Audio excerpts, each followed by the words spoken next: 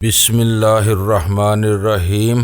گمنام ہیرو کے معزز ناظرین، السلام علیکم۔ آئیے چلتے ہیں کہانی کی طرف۔ اللہ دتا نے موقع محل دیکھتے ہوئے گارڈ کو اشارہ کیا کہ وہ ہمارے لیے کوٹھی کا گیٹ کھول دے۔ میں جیپ کو اندر لے گیا، پھر ہم دونوں گاڑی سے نیچے اتر آئے۔ اللہ دتا ہمارے نزدیک ہی کھڑا تھا۔ میں نے اس کی طرف دیکھا تو اس نے ایک اور انکشاف کیا۔ صاحب پاشا صاحب تو اس وقت کوٹھی میں موجود نہیں ہیں۔ وہ کہاں چلے گئے بھائی؟ بے اختیار میرے منہ سے نکل گیا۔ اللہ دتا نے بتایا انہیں اچانک سید پور جانا پڑ گیا ہے۔ بڑے پاشا صاحب کو دل کا دورہ پڑا ہے۔ فرید صاحب اپنی بیگم کے ساتھ ادھر گئے ہیں۔ بڑے پاشا سے اس کی مراد فرید کا باپ کمال پاشا تھا۔ یہ خبر بڑی ہولناک اور سنسنی خیز تھی۔ میں نے اس کے ساتھ قدم بڑھاتے ہوئے پوچھا، وہ لوگ یہاں سے کتنے بجے روانہ ہوئے ہیں؟ 7 بجے، اللہ دتا نے بتایا۔ اس وقت رات کے 9 بجے تھے۔ اس کا مطلب تھا پاشا کو گئے 2 گھنٹے گزر چکے تھے۔ یہ لگ بھگ وہی وقت تھا جب میں گینڈا نما قادر بخش کا انٹرویو کر رہا تھا۔ حالات نے اچانک سنگین صورتحال اختیار کر لی تھی۔ میں نے اللہ دتا سے پوچھا، اچھی طرح سوچ کر بتاؤ، وہ شاطر بہروپیہ کتنی دیر پہلے یہاں سے گیا ہے اور اس نے اپنی واپسی کے بارے میں کیا بتایا ہے؟ میرے خیال میں اسے گئے ہوئے 20 منٹ ہوئے ہوں گے۔ اس نے بتایا اس نے جاتے ہوئے یہی کہا تھا کہ تھوڑی دیر میں واپس آ جائے گا۔ وہ اپنے ساتھ میری چہیتی بلی کو بھی لے گیا۔ میں نے ترش لہجے میں کہا، اور تم لوگوں نے اسے روکا تھا کہ نہیں؟ یہ کیسی غیر ذمہ داری ہے؟ کیا میں اسے خیانت سمجھوں؟ وہ افسوسناک انداز میں بولا، ہم کیا کرتے جناب، ہم تو یہی سمجھے آپ ہیں، آپ کو ہم کس طرح منع کر سکتے ہیں کہ ڈارلنگ کو اپنے ساتھ نہ لے کر جائیں؟ وہ بیچارہ بھی ٹھیک کہہ رہا تھا۔ میں نے پوچھا، چلو گاڑی کے حوالے سے تو اس نے جو جواز پیش کر دیا کہ وہ خراب ہو گئی ہے، تم لوگوں نے اس کے لباس پر بھی دھیان نہیں دیا۔ اس نے سفید پینٹ کوٹ پہن رکھا تھا اور میرا لباس تم دیکھ ہی رہے ہو۔ ہم باتیں کرتے ہوئے کوٹھی کے اندر ڈرائنگ روم میں آ بیٹھے تو اللہ دتا نے میرے سوال کا جواب دیتے ہوئے بتایا، صاحب سچی بات تو یہ ہے کہ ہم اسے ذہنی طور پر چونک کے وجدان ہی سمجھ رہے تھے، اس لیے اس کے لباس پر توجہ دینے کی ضرورت محسوس نہیں کی۔ اب آپ نے یاد دلایا تو مجھے یاد آ رہا ہے، اس چکر باز نے واقعی سفید کوٹ پہن رکھا تھا، حتیٰ کہ اس کے پاؤں میں جوتے بھی سفید ہی تھے۔ اوہ میرے خدایا، یہ تو بہت غضب ہو گیا۔ اس نے دونوں ہاتھوں سے اپنا سر تھام لیا۔ ہم سے بہت بڑی غلطی ہو گئی، واقعی آپ تو اسی لباس میں کوٹھی سے روانہ ہوئے تھے۔ آپ ہی اصلی وجدان ہیں۔ پھر اس کا انداز ملتجیانہ ہو گیا۔ صاحب میں آپ سے معافی چاہتا ہوں، اس نے باقاعدہ ہاتھ جوڑتے ہوئے کہا، مجھ سے ایک سنگین خطا ہو گئی۔ اب اگر وہ بہروپیہ مجھے نظر آ گیا تو میں اسے زندہ نہیں چھوڑوں گا۔ اتنا جذباتی ہونے کی ضرورت نہیں، میں نے قدرے نرم لہجہ اختیار کرتے ہوئے کہا، غلطی انسان ہی سے ہوتی ہے اور اس غلطی میں تم بہت زیادہ قصوروار نہیں ہو۔ جو معاملات حالات کی ستم ظریفی نے بگاڑ دیے ہیں، ان سے میں نمٹ لوں گا، تم اپنے ہاتھوں کو کنٹرول میں رکھو۔ آخری جملہ میں نے اس کے جڑے ہوئے ہاتھوں کی طرف اشارہ کرتے ہوئے ادا کیا تھا۔ وہ شرمندہ صورت بنا کر بولا، اگر پاشا صاحب کو میری اس حماقت کا پتہ چل گیا تو وہ بہت ناراض ہوں گے۔ میں نے کہا، یہ واقعہ پاشا سے چھپا نہیں رہ سکتا اور میں ممکن ہے وہ تم سے خفا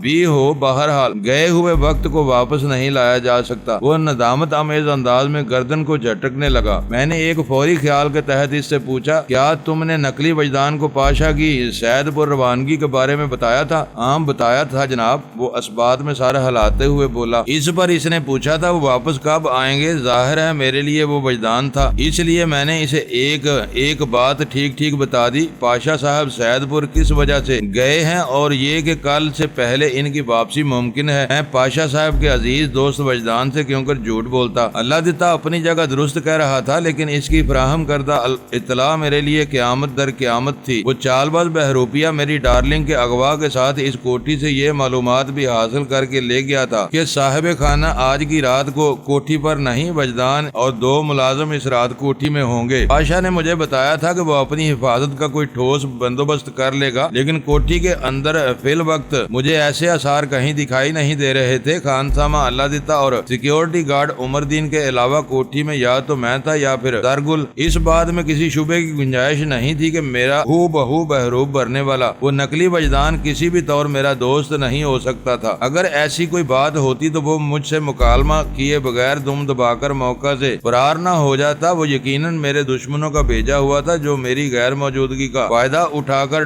ڈارلنگ کو بڑی صفائی سے کوٹھی سے نکال لے گیا تھا۔ یہ میرے لیے ایک کھلا چیلنج تھا، گویا اس نے شیر کے جبڑوں میں ہاتھ ڈالنے کی کوشش کی تھی، ایک کامیاب کوشش ازاں بعد ہی صحیح، مگر مجھے اس جیت دار بازو کو اپنے دانتوں تلے پیسنا تھا جو میری ڈارلنگ کو مجھ سے چھین کر لے گیا تھا۔ اس وقت میرے لیے تشویش کی بات یہ تھی کہ میرے دشمن اس بات سے آگاہ ہو گئے تھے کہ اس رات میں کوٹھی میں بآسانی شکار کیا جا سکتا ہوں، کسی بڑے بیرونی حملے کی توقع کی جا سکتی تھی۔ میں بے اختیار سنسنی خیز نظر سے اللہ دیتا کو دیکھنے لگا۔ اس نے ایک مرتبہ پھر ندامت سے نگاہ جھکا لی۔ میں نے اسے مخاطب کرتے ہوئے پوچھا، پاشا صاحب نے میرے لیے کیا پیغام چھوڑا ہے؟ میں نقلی وجدان کی شار انگیز حرکت سے اس قدر کبیدہ خاطر ہوا تھا کہ پاشا کے باپ کا معاملہ نادانستہ طور پر پسے پشت چلا گیا۔ پاشا کو میں دل سے دوست تسلیم کر چکا تھا، اس کے باپ کو ہارٹ اٹیک ہوا تھا، یقینی طور پر یہ میرے لیے بھی کسی صدمے سے کم نہیں تھا۔ دوست کی مصیبت کو نظر انداز کرنا اعلیٰ درجے کی کم ظرفی کہلاتی ہے۔ اللہ دیتا نے مجھے بتایا، پاشا صاحب کو جیسے ہی فون پر پتہ چلا کہ بڑے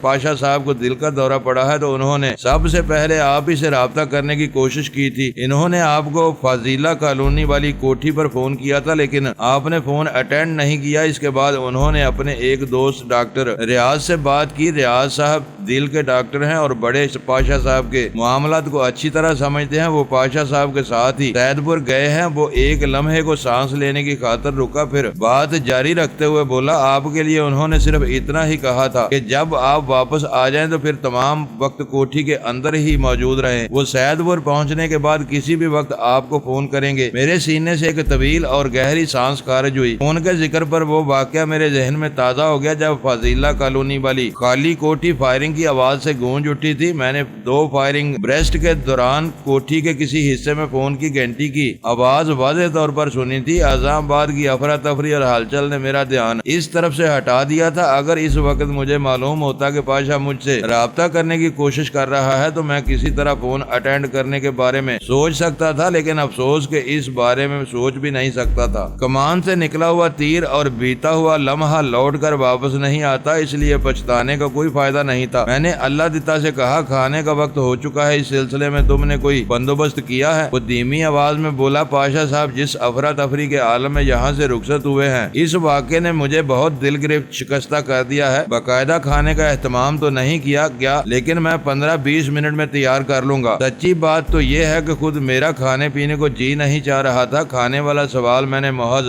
زرگل کی وجہ سے کیا تھا۔ جن حالات میں ہماری ملاقات ہوئی تھی، اس سے لگتا تھا پچھلے کئی گھنٹوں سے زندگی بچانے کی صحیح نے اسے کھانا کھانے کی مہلت نہیں دی ہوگی۔ دل بوجھل اور ذہن پراگندہ ہی صحیح، مگر زندگی کے تقاضے نبھانے پڑتے ہیں، جن میں اولین تقاضا یہ ہے کہ زندہ رہنے کے لیے کھانا چاہیے، چاہے وہ کھانا زہر مار ہی کیوں نہ کیا جائے۔ میرے اشارے پر اللہ دیتا اٹھ کر کچن کی طرف جانے لگا تو میں نے تاکیدی لہجے میں کہا، کسی تکلف میں پڑنے کی ضرورت نہیں، بس تھوڑا سا سیدھا سادہ کھانا تیار کر لو۔ ایک لمحے کے توقف کے بعد میں نے اضافہ کیا، اور کچن میں مصروف ہونے سے پہلے ذرا سیکیورٹی گارڈ کی طرف بھی چکر لگا لو۔ وہ نیا بندہ ہے، شروع ہی سے ٹائٹ کر کے رکھو گے تو بعد میں پریشانی نہیں ہوگی۔ اسے اچھی طرح سمجھا دو، اپنی آنکھیں کھلی اور آواز بیدار رکھے۔ اللہ دیتا اس بات میں سر ہلاتے ہوئے رخصت ہو گیا۔ اللہ دیتا سے ہونے والی گفتگو کے دوران میں زرگل بالکل خاموش بیٹھی رہی تھی، لیکن جیسے ہی اس نے دیکھا کہ ہمیں تنہائی میسر آ گئی، اس کی زبان کھل گئی۔ اس نے مجھ سے مخاطب ہوتے ہوئے سوال کیا، وجیح یہ نقلی وجدان یا بہروپیے کا کیا چکر ہے؟ میں نے جواب دیا، یہ چکر ابھی پوری طرح میری بھی سمجھ میں نہیں آ سکتا۔ میرا خیال ہے یہ میرے دشمنوں کی کوئی گہری چال ہے، لیکن میں نے جملہ ادھورا چھوڑ کر زرگل کو دیکھا اور کہا، مجھے امید ہے میں اس سازش کو بہت جلد بے نقاب کر دوں گا۔ وہ تو اس کوٹھی سے تمہاری ڈارلنگ کو بھی لے گیا۔ زرگل نے مزید کہا، اس ڈارلنگ کے بارے میں کچھ بتاؤ، یہ کردار بھی میرے ذہن کو اچھا خاصا الجھا رہا ہے۔ میں نے وضاحت کرتے ہوئے کہا، ڈارلنگ دراصل میری بلی کا نام ہے، وہ بہت ہی کیوٹ پالتو بلی ہے، مگر اس بہروپیے کے جانسے میں آ گئی، وہ اسے وجدان ہی سمجھی ہوگی۔ میں اسی پہلو سے الجھ رہی ہوں وجیح، وہ سنجیدگی سے بولی۔ جانور اور خاص طور پر پالتو جانور تو بہت ہی سمجھدار اور مالک شناس ہوتے ہیں، ان کی حس نہایت ہی تیز ہوتی ہے۔ وہ تو اپنے آقا کے قدموں کی چاپ سے اس کی موجودگی کا اندازہ لگا لیتے ہیں۔ ان کی حساسیت جسم کی مخصوص بو کو بھی الگ الگ شناخت کر لیتی ہے۔ تمہاری ڈارلنگ یقیناً تمہارے لمس اور جسم کی مخصوص مہک سے آشنا ہوگی۔ تمہارا سوانگ بھرنے والا کوئی بہروپیہ اسے بے وقوف نہیں بنا آ سکتا۔ ان لوگوں کے بیان کے مطابق ڈارلنگ بڑی شرافت سے اس نقلی وجدان کے ساتھ چلی گئی۔ یہ واقعہ مجھے تو ہضم نہیں ہو رہا، تمہارا کیا خیال ہے؟ زارگل نے بہت ہی اہم سوال اٹھایا تھا۔ واقعی ڈارلنگ ایک جانور ہونے کے ناطے مجھے اور میرے لمس کو بہت اچھی طرح جانتی اور پہچانتی تھی۔ وہ نقلی اور اصلی وجدان میں بخوبی تمیز کرنے کی صلاحیت رکھتی تھی، اور پھر ڈارلنگ کوئی عام جانور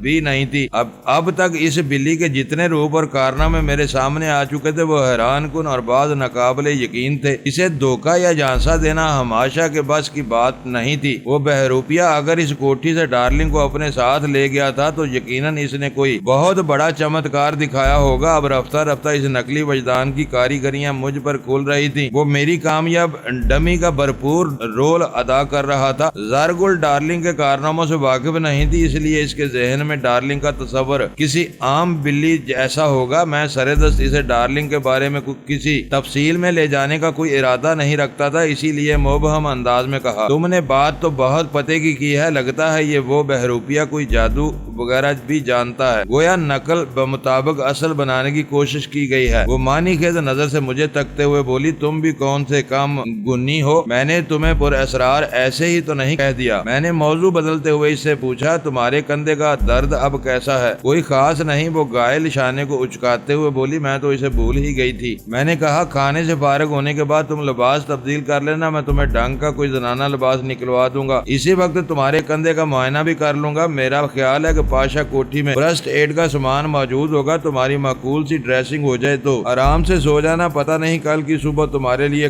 کن ہنگاموں کا تحفہ لے کر آئے گی۔ اس کے چہرے کے تاثرات سے ظاہر تھا وہ اچھی طرح سمجھ رہی ہے کہ میں نے گفتگو کا موضوع کیوں بدلا ہے۔ وہ دل کی بات کو زبان پر نہ لاتے ہوئے بولی، تم ٹھیک کہہ رہے ہو وجیہ، کل کی صبح کا کوئی بھروسہ نہیں، آج کی رات ہی خیریت سے گزر جائے تو غنیمت ہوگا، انشاءاللہ سب خیریت رہے گی۔ میں نے تسلی آمیز لہجے میں کہا، اگرچہ حالات ایسے نظر نہیں آ رہے تھے۔ وہ خیال افروز انداز میں بولی، مجھے خدشہ ہے وہ بہروپیہ ضرور کوئی نیا گل کھلائے گا، اس کی حرکت کو میں سمجھ نہیں پا رہی ہوں۔ کون سی حرکت؟ میں نے پوچھا۔ یہی ڈارلنگ کے اغوا والی حرکت۔ اس نے لفظ اغوا پر زور دیتے ہوئے کہا۔ وہ یہاں آیا، اس کوٹھی کے ملازمین کی آنکھوں میں دھول جھونکی اور صرف ایک پالتو بلی پر قناعت کر کے خاموشی سے چلا گیا۔ اگر وہ واقعی تمہارا دشمن ہے تو بڑا عجیب دشمن ہے، اگر وہ واقعی صرف تمہاری بلی حاصل کرنے یہاں آیا تھا تو پھر تمہاری بلی نہایت ہی غیر معمولی ہوگی۔ وہ بہت مہارت سے حالات کا تجزیہ کر رہی تھی، میں اس کے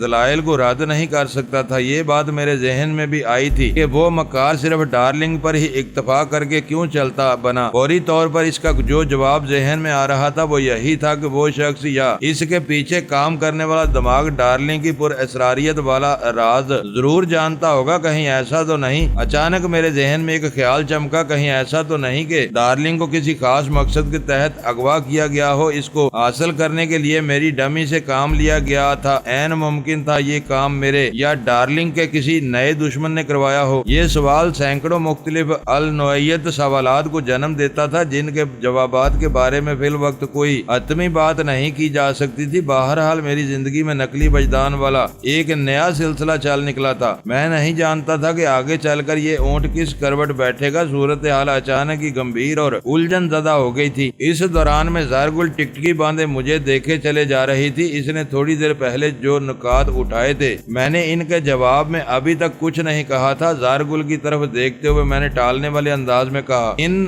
تمام پہلوؤں پر فرصت سے غور کروں گا۔ چند لمحے خاموش رہنے کے بعد اس نے کہا، اس کوٹھی میں آنے کے بعد تم نے ملازمین پہ جو بات چیت کی ہے اس سے میں اندازہ لگا چکی ہوں کہ ہمارا تعاقب کرنے والے سرخ لینڈ کروزر میں یہی بہروپیہ موجود تھا، لیکن وہاں نہر کے کنارے تم نے مجھے اس کے بارے میں کچھ نہیں بتایا تھا۔ اس وقت اس بارے میں تمہیں کچھ بتانا میں نے ضروری نہیں سمجھا تھا۔ بتایا تو اب بھی نہیں، میں نے خود اندازہ لگایا ہے، وہ شکایتی لہجے میں بولی۔ تم نے اپنی ذہانت کا اظہار کیا ہے، میں نے کہا۔ وہ پینترا بدلتے ہوئے بولی، یہاں سب دوست اور دشمن تمہیں وجدان کہہ کر مخاطب کر رہے ہیں، اس سے میں الجھن محسوس کر رہی ہوں۔ مجھے اس بات کی کرید نہیں کہ تم وجدان ہو یا وجیہ، میں اپنی آسانی کے لیے اگر تمہیں وجدان ہی سمجھوں تو تمہیں اس پر اعتراض تو نہیں ہوگا؟ ہرگز نہیں، میں نے قطعیت سے کہا۔ اپنے ذہن کو الجھانے سے زیادہ بہتر یہی ہے کہ تم مجھے وجدان سمجھتی اور پکارتی رہو۔ ہمارے درمیان اسی نوعیت کی چھوٹی موٹی باتیں جاری تھیں کہ اللہ دیتا نے ڈائننگ ٹیبل پر کھانا لگنے کی نوید سنائی۔ ہم ڈرائنگ روم سے اٹھ کر اس جانب بڑھ گئے۔ کھانے کے بعد میں نے اللہ دتا کے توسط سے نائلہ کا ایک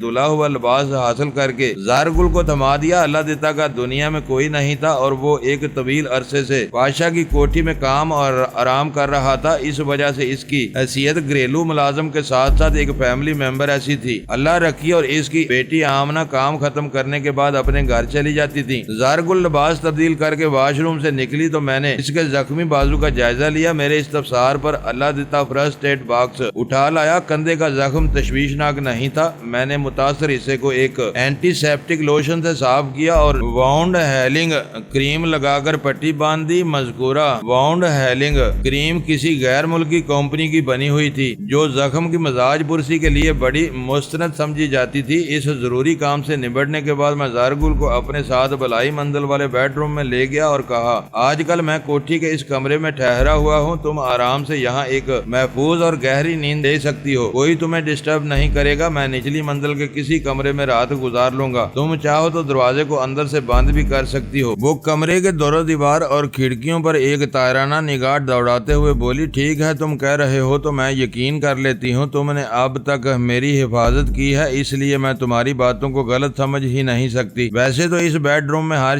ضروری چیز موجود ہے۔ میں نے زہرگل کے چہرے کو دیکھتے ہوئے کہا، اگر پھر بھی تمہیں کچھ چاہیے ہو تو بلا تکلف بتا دینا، بتا دوں گی۔ اس نے مختصر گوئی پر اکتفا کیا۔ اس وقت زہرگل کے بدن پر نائلہ کا گلابی لباس تھا جو بڑھ چڑھ کر پھب رہا تھا۔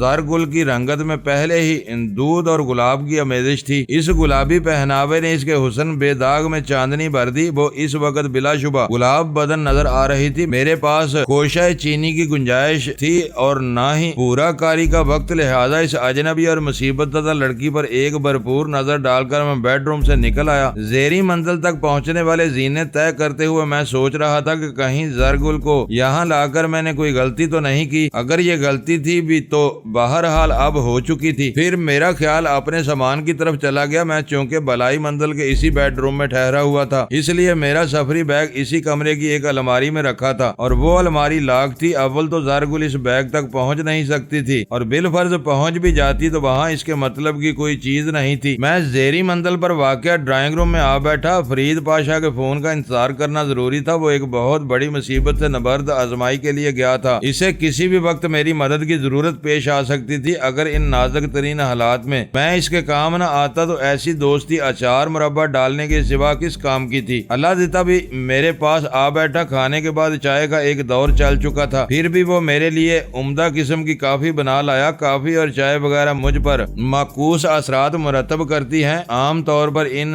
مشروب سے نیند اڑ جاتی ہے اور بھوک مر جاتی ہے، لیکن چائے کافی کے استعمال کے بعد میں واضح طور پر بھوک محسوس کرنے لگتا ہوں۔ گویا میرے لیے یہ دونوں اشتہا انگیزی کا کردار ادا کرتی ہیں اور اس کے ساتھ ہی سلیپنگ پلز کے طور پر بھی کام کرتی ہیں۔ اللہ دتا نے اتنی محبت سے کافی پیش کی کہ میں انکار نہ کر سکا۔ ہمارے درمیان ہلکی پھلکی بات چیت ہونے لگی تو وہ موضوع گفتگو کو نقلی وجدان کی طرف لے گیا۔ اس حوالے سے اس کا ذہن کسی گہرے تجسس کی لپیٹ میں تھا اور ایسا ہونا بھی چاہیے تھا۔ میں خود اس بدماش کی شیطانی کے سبب بری طرح الجھا ہوا تھا۔ اس سے پہلے کہ ہماری درمیان گفتگو دراز ہو جاتی، ٹیلی فون کی گھنٹی بج اٹھی۔ اللہ دیتا کے منہ سے بے اختیار نکلا، یہ اسی لڑکی کا فون ہوگا۔ میں نے چونک کر اسے دیکھا اور پوچھا، کون لڑکی؟ وہ اپنا نام صدف بتاتی ہے۔ اوہ! میں نے ایک گہری سانس لی اور فون کی جانب ہاتھ بڑھا دیا۔ ریسیور اٹھانے سے قبل میں نے دوسری گھنٹی بجنے کا انتظار کیا۔ پہلی گھنٹی پر فون اٹینڈ کرنے پر عموماً لائن کٹ جاتی ہے۔ میرا انتظار طول کھینچ گیا، مگر دوسری گھنٹی نہ بجی۔ ایک گھنٹی کے بعد ٹیلی فون سیٹ خاموش ہو گیا تھا۔ میں نے اللہ دیتا سے پوچھا، کیا صدف نے پہلے بھی فون کیا تھا؟ کم از کم 10 مرتبہ اس نے جواب دیا۔ پاشا صاحب کی روانگی کے فوراً بعد یہ سلسلہ شروع ہو گیا تھا اور آپ کی آمد سے تھوڑی دیر پہلے اس نے آخری فون کیا تھا اور ہر مرتبہ اس نے آپ کا پوچھا۔ لگتا ہے اسے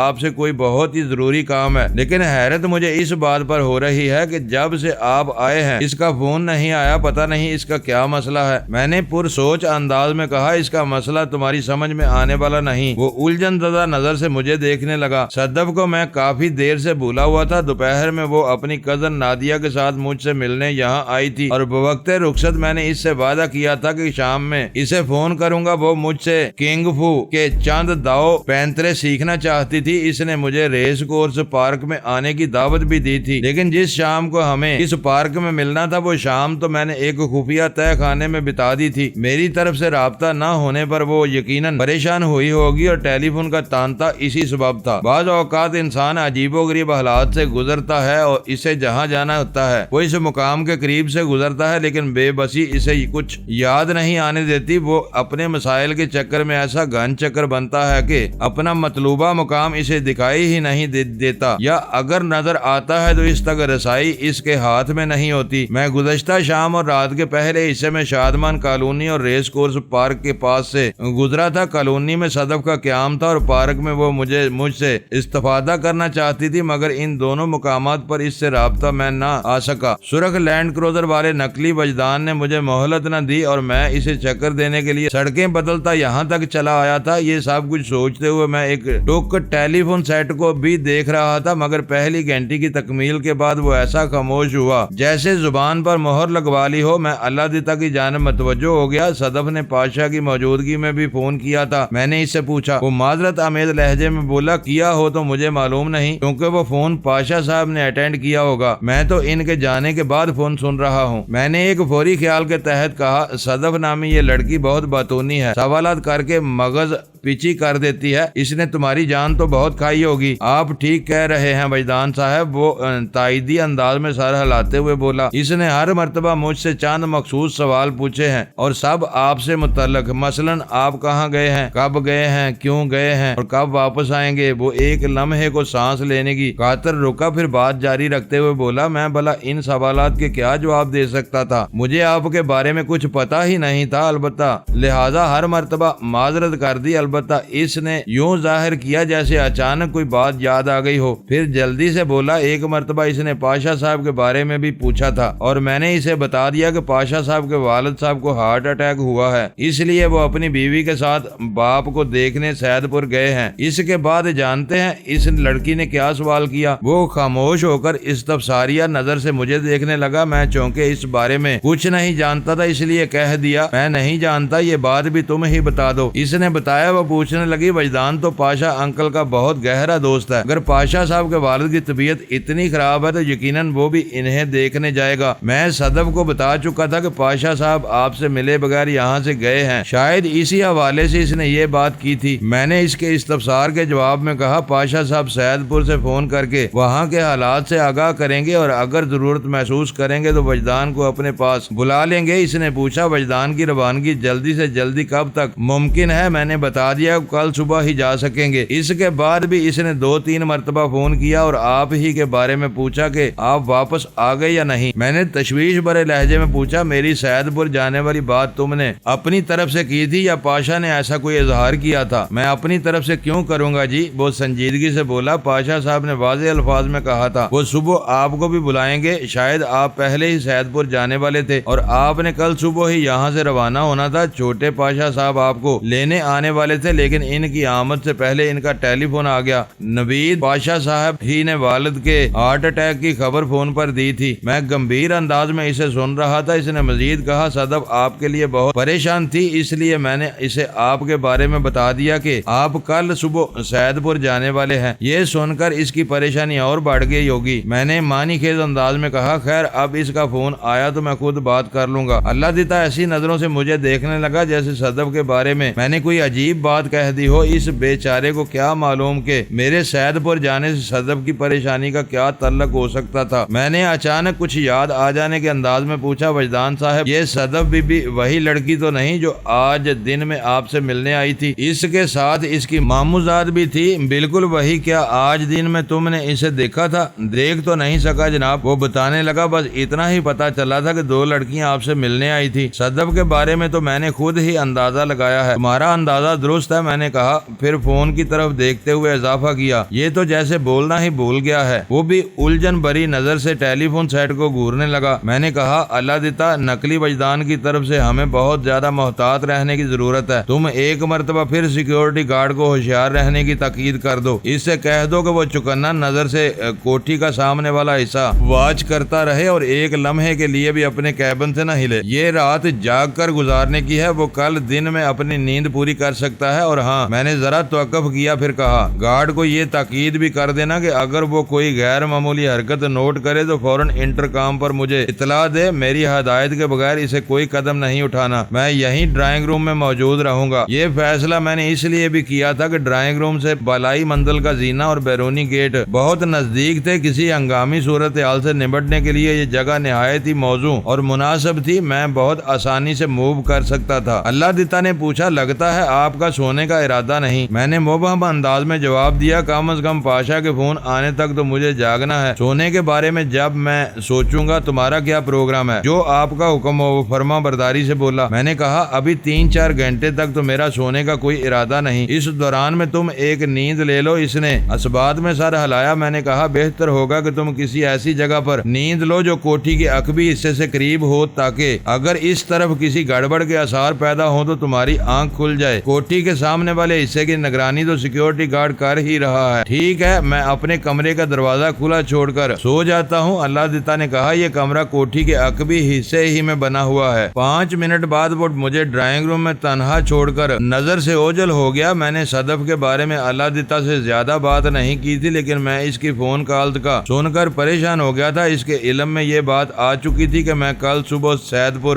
جانے والا ہوں۔ وہ خود بھی دیہاتی زندگی کا مشاہدہ کرنے کا ارادہ ظاہر کر چکی تھی۔ مجھے اچھی طرح معلوم تھا کہ گاؤں کی سیر اور کنگ فو کی ٹیکنیک سیکھنا محض ایک بہانہ تھا، در حقیقت میرے قریب آنے کا موقع ڈھونڈ رہی تھی، اور میں اپنے آپ سے اتنی دور جا چکا تھا کہ بعض اوقات خود کو تلاش کرنا پڑتا تھا۔ نقلی وجدان کی کارستانی نے مجھے ذہنی طور پر بری طرح الجھا رکھا تھا۔ اب صدف کی جانب سے بھی چند شرارتوں امکان تھا۔ وہ آج رات کے کسی حصے میں یا کل صبح یہاں پہنچنے والی تھی، اور اس سے پہلے اس کا فون آنے والا تھا۔ فون والے خیال میں نے کن آنکھوں سے ٹیلی فون سیٹ کو دیکھا، اور اسی لمحے اس کی گھنٹی بجنے لگی۔ تیسری گھنٹی پر میں نے ریسیور اٹھا لیا، اور میرے ہیلو کے جواب میں ایک شناسا آواز میری سماعت سے ٹکرائی۔ اس آواز میں دنیا جہان کا درد بھرا ہوا تھا۔ میرا ماتھا ٹھنکا اور میں نے دھڑکتے ہوئے دل سے پاشا میں وجدان بول رہا ہوں، ابا جی کی طبیعت کیسی ہے؟ وجدان وہ بھرائی ہوئی آواز میں بولا ابا جی سے دنیا سے روٹ گئے ہیں۔ میں سناٹے میں رہ گیا۔ بڑے پاشا کے لیے دل کا دورہ جان لیوا ثابت ہوا تھا۔ یہ ایسا وقت اور موقع نہیں تھا کہ میں دکھڑا رونے بیٹھ جاتا۔ میں نے پاشا کو یہاں کے حالات کے بے خبر رکھتے ہوئے چند تعزیت بھرے جملوں میں تسلی دے کر کہا میں ابھی آ رہا ہوں، تم مجھے راستے اور گاؤں کی لوکیشن کے بارے میں کچھ بتاؤ، میں کسی نہ کسی طرح پہنچ جاؤں گا۔ وہ شکستہ لہجے میں بولا میں تمہارے خلوص اور جذبے کو اچھی طرح سمجھ رہا ہوں وجدان، رات میں سفر کرنا ٹھیک نہیں ہوگا، تم کل صبح اللہ دتا کے ساتھ آ جانا۔ سید پور کا راستہ اس کا دیکھا بالا ہے، یہ تمہیں یہاں پہنچا کر واپس چلا جائے گا۔ میں اس کے ساتھ یہاں سے چند قابل اعتماد اور نمک حلال قسم کے افراد کو بھی کوٹھی پر بھیج دوں گا، وہاں کی حفاظت کا مسئلہ حل ہو جائے گا۔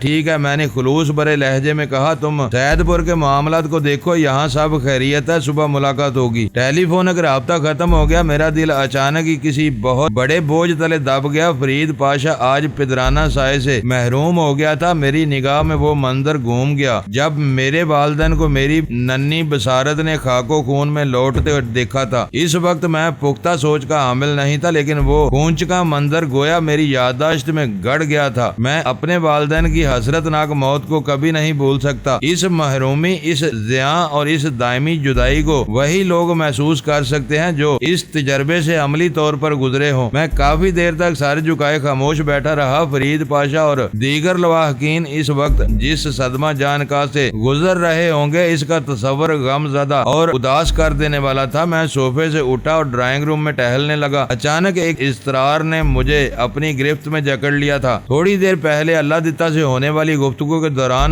مجھے معلوم ہو چکا تھا بڑے پاشا صاحب کو دل کا یہ تیسرا دورہ پڑا تھا۔ اس سے پہلے 2 مائنر اٹیک ہو چکے تھے۔ دل کا تو ایک ہی دورہ جان زیانی ہوتا ہے، اور تیسرے دورے کے بارے میں تو کہا جاتا ہے کہ یہ موت کا دوسرا نام ہے۔ 3rd اٹیک سے بچ جانا کسی معجزے سے کم نہیں، چونکہ معجزے عموماً رونما نہیں ہوتے، اس لیے کمال پاشا زندگی ہار گیا۔ فرید پاشا کا باپ کمال پاشا تو اپنی زندگی کی 65 بہاریں دیکھ چکا تھا، اور گزشتہ چند سال سے وہ عارضہ قلب میں بھی مبتلا تھا۔ موت نے اسے خالص طبعی انداز میں زندگی سے چھین لیا، لیکن میرے والد اور والدہ کا کیا قصور تھا؟ وہ تو بھرپور جوانی میں اس دنیا سے اٹھ گئے۔ ان دونوں نے کسی کا کچھ نہیں بگاڑا تھا، نہ ہی کسی بیماری سے ان کی تعلق داری تھی۔ بے رحم قاتلوں نے ایک سفاک اور ظالم شخص کے اشارے پر انہیں بے دردی سے موت کے گھاٹ اتار دیا۔ میں اضطرابی قدموں سے دروں دیواروں کے درمیان ٹہل رہا تھا اور میرے تصور کی نگاہ میں چند چہرے جل بجھ رہے تھے۔ وہ شکی القلب انسان نما جانوروں کے چہرے تھے۔ ان چہروں کو دیکھ کر حیوانوں کے ساتھ شرم سے جھک جاتے تھے۔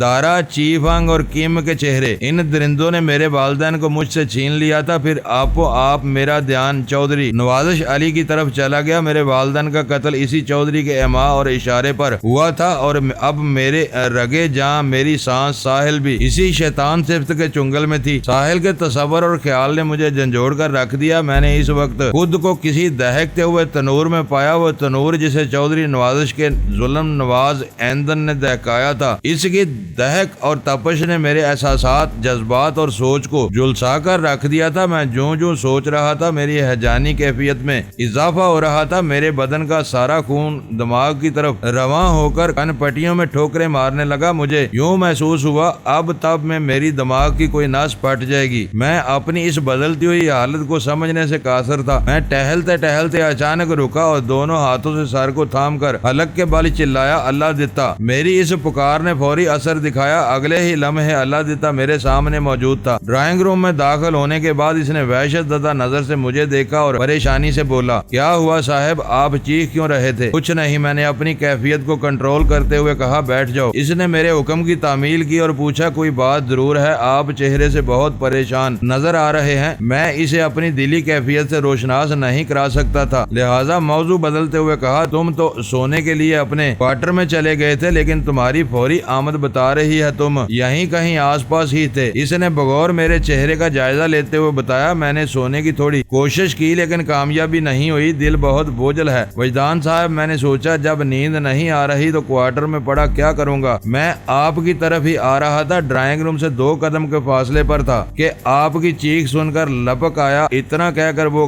کچھ تلاش کرنے والے انداز میں میری آنکھوں میں دیکھنے لگا۔ وجدان صاحب سچی بتائیں کیا مسئلہ ہے آپ کی چیخ میں بڑی وحشت تھی؟ بتاتا ہوں، میں نے سرسری لہجے میں کہا، پھر پوچھا، فریج میں ٹھنڈا پانی تو ہوگا؟ وہ حیران نظر سے مجھے دیکھتے ہوئے بولا، بہت ہے، تم ٹھنڈا پانی کسی بالٹی یا تسلے میں بھر کر یہاں لے آؤ۔ اس نے کوئی سوال نہیں کیا اور اٹھ کر جانے لگا۔ میں نے تاکیدی لہجے میں کہا، ذرا سیکیورٹی گارڈ کی بھی خیر خیریت پوچھ لینا اور بلائی منزل پر بھی جھانک کر دیکھ لینا۔ وہ فرما برداری سے اسباب میں سارا ہلا کر ڈرائنگ روم سے نکل گیا۔ اس بات کے امکانات موجود تھے کہ اللہ دیتا کے علاوہ میری وہ بے اختیاری اور اضطرابی چیخ زرگل اور سیکیورٹی گارڈ نے بھی سنی ہوگی۔ مجھے اپنے چیخنے پر خود حیرت ہو رہی تھی۔ میں مضبوط اعصاب اور بے پناہ قوت برداشت کا مالک ہوں۔ تھوڑا غور کیا تو دل نے چگلی کھائی۔ ساحل کے لمحاتی تصور نے مجھے آؤٹ آف کنٹرول کر دیا تھا۔ میری برداشت کو یہ گوارا نہیں تھا کہ وہ چودھری نوازش کے ناپاک حصار میں ایک سانس بھی لے۔ میں اس وقت اپنی ساحل سے چند گھنٹوں کی مسافت پر تھا۔ یہ مسافت ان قریب گھٹ کر منٹوں میں بدلنے والی تھی۔ میں نے خود کو سمجھایا، وجدان، اس میچ کے آخری اوورز چل رہے ہیں، لہذا اپنے دل کو قابو میں رکھو۔ اگر دل پر قابو رکھو گے تو اعصاب پر بھی کنٹرول رہے گا۔ یہ اوورز بہت سوچ سمجھ کر کھیلنے کے ہیں۔ ایک ایک گیند کو ناپ تول اور دیکھ بھال کر کھیلو۔ منزل پر پہنچ کر کھیل کو بگاڑ نہیں دینا۔ یہ بازی تم نے جیتنا ہے، صرف تم نے۔ اسی وقت اللہ دیتا ایک بڑے ٹب میں یک بستہ پانی بھر کر لے آیا۔ اس نے میرے قریب آ کر پوچھا، وجدان صاحب پانی آ گیا ہے، یہاں رکھ دو۔ میں نے اپنے قدموں کی جانب اشارہ کیا۔ اس نے میرے حکم کی تعمیل کی اور خاموشی سے ایک جانب کھڑا ہو گیا۔ اس کے چہرے پر حیرت اور الجھن کے ملے جلے تاثرات تھے۔ میری چیخ پر مبنی پکار نے اسے بکھلا دیا تھا۔ بیٹھ جاؤ اللہ دیتا، میں نے نرمی سے کہا، پھر اپنے دونوں پاؤں ٹھنڈے پانی والے ٹب میں ڈال دیے۔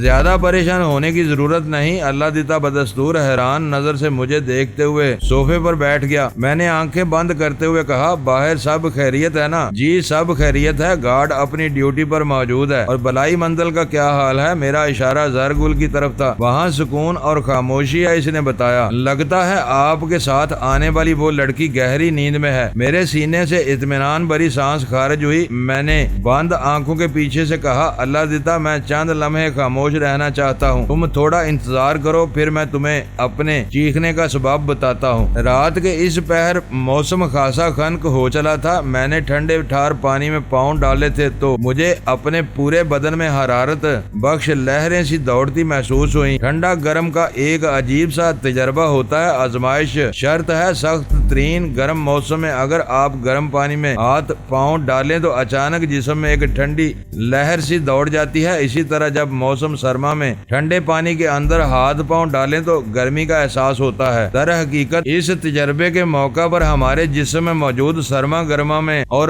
موسم سرما میں گرمی بیرونی حملے کے خلاف ایک انگڑائی لے کر بیدار ہو جاتی ہے۔ یہ احساس بہت ہی انوکھا اور نرالا ہے اور تجربے کے بغیر اسے محسوس نہیں کیا جا سکتا۔ حرارت بخش لہریں چشم زدن میں سفر کر کے میرے تپتے ہوئے دماغ تک جا پہنچی اور دھیرے دھیرے وہاں موجیں گرمی کو چوسنے لگیں۔ اس کے ساتھ ہی میں نے یوگا کے استفادہ کرتے ہوئے گہری سانسیں لینا بھی شروع کر دی۔ میں تھوڑی ہی دیر میں نارمل ہو گیا۔ میں نے آنکھیں کھول کر اللہ دیتا کو دیکھا اور ٹب کے اندر سے دونوں پاؤں باہر نکال لیے۔ وہ استجابیہ نظر سے مسلسل مجھے تکے جا رہا تھا۔ میں نے اسے مخاطب کرتے ہوئے بیٹھی آواز میں کہا، اللہ دیتا تمہارے لیے ایک بری خبر ہے، بڑے پاشا صاحب کا انتقال ہو گیا۔ وہ افسوسناک انداز میں گردن کو ہلاتے ہوئے زیر لب انا للہ پڑھنے کے بعد بولا، کیا وہاں سے کوئی فون آیا ہے؟ میں نے اسے فرید پاشا کے فون کے بارے میں بتانے کے بعد کہا، کل صبح ہمیں سید پور جانا ہے، تم گائیڈ کے طور پر میرے ساتھ جاؤ گے۔ فرید نے کہا ہے تم مجھے وہاں پہنچا کر واپس آ جانا۔ فون کی گھنٹی میں نے بھی سنی تھی لیکن میں سمجھا شاید صدف بی بی کی کال ہو۔ اللہ دیتا نے کہا، پھر پوچھا، کیا آپ کی ساتھی بھی ہمارے ہمراہ جائے گی؟ اس کے بارے میں کل صبح ہی کوئی فیصلہ کریں گے۔ میں نے کہا، فی الحال اسے چھیڑنے کی ضرورت نہیں، پتہ نہیں کتنے عرصے بعد اسے گہری نیند سونے کا موقع ملا ہے۔ اللہ دیتا نے کہا، ٹھیک ہے وجدان صاحب، آپ بھی تھوڑا آرام کر لیں، میں تو اب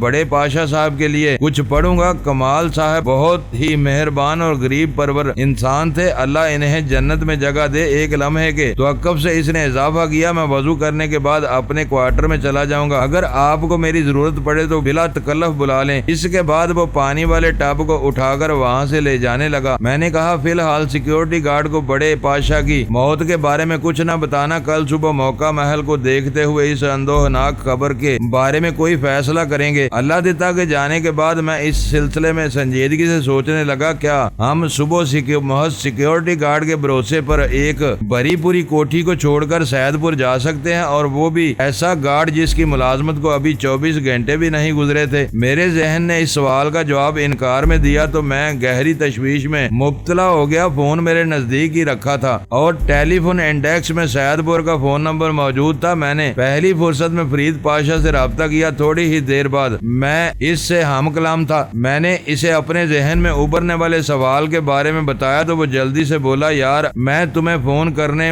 ہی والا تھا، یہ مسئلہ میرے ذہن میں بھی آیا تھا اور میں نے اس کا بندوبست بھی کر دیا ہے۔ پھر وہ مجھے تذکرہ بندوبست کے بارے میں بتانے لگا۔ تحسین نامی کوئی شخص پاشا کا اسسٹنٹ تھا، 1 ماہ پہلے اس کی شادی ہوئی تھی اور وہ سمنا آباد میں کرائے کے ایک چھوٹے سے مکان میں رہ رہا تھا۔ پاشا نے اسے ہدایت کی تھی کہ وہ چند روز کے لیے اپنی بیوی کو لے کر اس کی کوٹھی میں چلا آئے۔ پاشا نے مجھے بتایا کہ وہ نوبیاہتا جوڑا 11 بجے تک کوٹھی میں پہنچ جائے گا۔ میں نے ان حالات میں اسے ڈسٹرب کرنے پر معذرت کی۔ اس نے کہا، کل دوپہر تک تو سید پور والے محافظ بھی وہاں پہنچ جائیں گے، پھر کوئی مسئلہ نہیں رہے گا۔ ایک لمحے کا توقف کرنے کے بعد اس نے کہا، وجدان تم ایک کام کرنا، ویسے تو میں نے اپنے تمام رشتہ داروں اور ملنے والوں کو فون کر کے اس سانحے کی اطلاع دے دی ہے، لیکن باوجود کوشش کے بھی میں منہاس باقر سے رابطہ نہیں کر سکا۔ تم وہاں سے ٹرائی کرتے رہو، اگر فون لگ جائے تو منہاس کو ابا جی کی ڈیتھ کے بارے میں بتا دینا۔ ٹھیک ہے، میں کوشش کرتا ہوں، میں نے خلوص دل سے کہا۔ ہمارے درمیان رابطہ ختم ہوا تو میں ڈرائنگ روم سے نکل کر کوٹھی کے داخلی گیٹ کی طرف بڑھ گیا۔ سیکیورٹی گارڈ کو یہ بتانا ضروری تھا کہ تھوڑی دیر بعد وہاں 2 افراد پہنچنے والے تھے۔ میں اسے یہ ہدایت انٹرکام پر بھی دے سکتا تھا، لیکن میں نے بنفس نفیس وہاں جانے کا فیصلہ کیا۔ اس طرح میں ٹھنڈی فضا میں گہری سانسیں لے کر خود کو چاقو چوبند کرنا چاہتا تھا۔ اسٹرانگ کافی کے سبب مجھے نیند کا احساس ہونے لگا تھا۔ ازیں علاوہ میں سیکیورٹی گارڈ کو یہ باور بھی کرانا چاہتا تھا کہ میں ابھی تک جاگ رہا ہوں، تاکہ وہ اپنے فرائض کی انجام دہی میں کوئی کوتاہی نہ برتے۔ اس کی ڈیوٹی کی یہ پہلی رات تھی اور بڑی ہنگامہ خیز رات تھی۔ میں نے 5 منٹ تک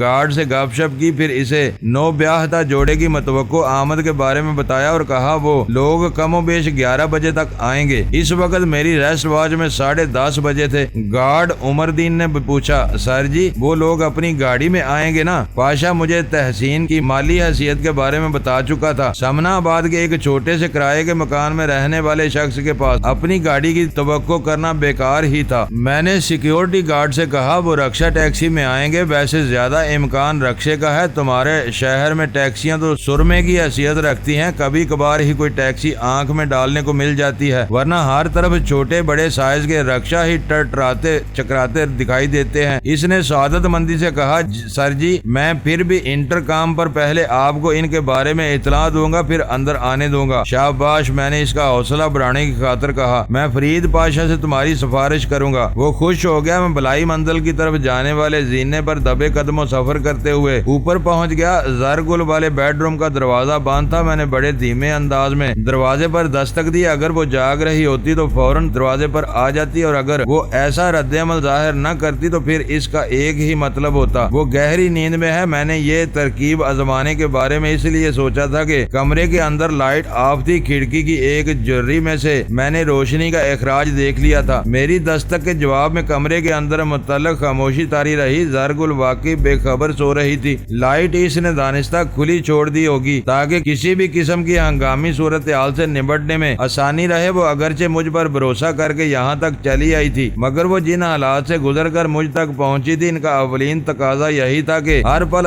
ہر گام محتاط رہا جائے۔ میں مطمئن ہو کر واپس ڈرائنگ روم میں آ گیا۔ میں نے منہاس باقر کو کراچی فون کرنے کے لیے ٹیلی فون سیٹ کی طرف ہاتھ بڑھایا ہی تھا کہ اس کی گھنٹی بج اٹھی۔ دوسری گھنٹی پر میں نے ریسیور اٹھا کر کان سے لگایا اور کہا ہیلو۔ دوسری طرف سے بےتابی سے پوچھا گیا وجدان واپس آ گیا؟ میں استفسار کرنے والی اس نسوانی آواز کو سیکنڈ کے 10ویں حصے میں پہچان گیا۔ وہ آفت کی پڑیا صدف کی شوخ آواز تھی جس میں کسی حد تک تشویش بھی تھی۔ درجنوں فون کرنے والی اس انقلابی حسینہ سے مجھے بات کرنا پڑی۔ میں وجدان ہی بات کر رہا ہوں، میں نے ٹھہرے ہوئے لہجے میں کہا۔ او تھینکس گاڈ، اس نے ایک طویل سانس چھوڑتے ہوئے کہا۔ میں پریشانی میں تمہاری آواز پہچان نہیں سکی۔ میں نے پوچھا صدف تمہیں ایسی کون سی پریشانی لاحق ہو گئی؟ مجھے پتا چلا تم پہلے بھی متعدد فون کر چکی ہو۔ تمہیں بالکل درست بتایا گیا ہے، وہ جلدی سے بولی۔ اب کہیں ادھر ادھر نہ ہو جانا، میں 25-30 منٹ میں تمہارے پاس پہنچ رہی ہوں۔ اس نے 25-30 منٹ احتیاطاً بتائے ہوں گے، ورنہ چائنا چوک سے گلبرگ 3 میں آنے کے لیے اس سے کہیں کم وقت لگتا ہے۔ میں نے اس کے الجھے ہوئے انداز کے پیش نظر کہا آخر مسئلہ کیا ہے، کچھ بتاؤ تو صحیح۔ وہیں آ کر بتاؤں گی۔ بات ختم کرتے ہی اس نے رابطہ موقوف کر دیا۔ میں ہکا بکا اپنے ہاتھ میں پکڑے ہوئے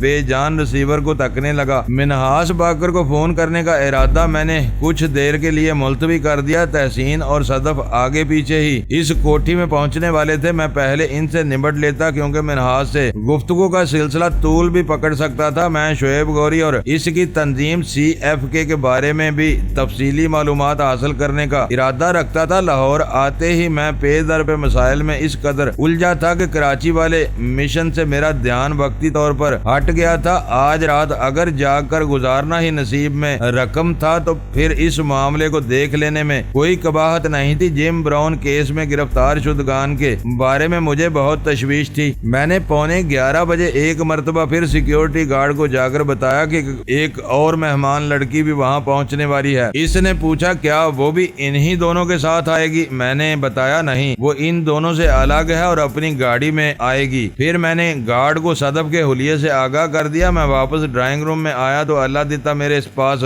آ گیا۔ پاشا کے اسسٹنٹ تحسین اور اس کی بیوی کی آمد کے بارے میں نے اللہ دیتا کو بتایا تو اس نے کہا میں تحسین کو اچھی طرح جانتا ہوں، یہاں آنا رہتا ہے، لیکن سیکیورٹی گارڈ نیا ہے اس لیے اسے میں نے قطع کلامی کرتے ہوئے کہا میں نے گارڈ کو ان کی آمد کے بارے میں ہدایت جاری کر دی ہے۔ پھر بتایا اور وہ پریشان صدف بی بی بھی یہاں پہنچنے والی ہے، ابھی اس کا بھی فون آیا تھا۔ کیا یہ لوگ رات یہیں گزاریں گے؟ اس نے پوچھا۔ تحسین اور اس کی بیوی تو چند روز تک یہاں قیام کریں گے، میں نے بتایا، لیکن صدف سے متعلق قبل از وقت کچھ نہیں کہہ سکتا۔ اس کی پریشانی سننے کے بعد ہی کوئی فیصلہ ہو سکے گا۔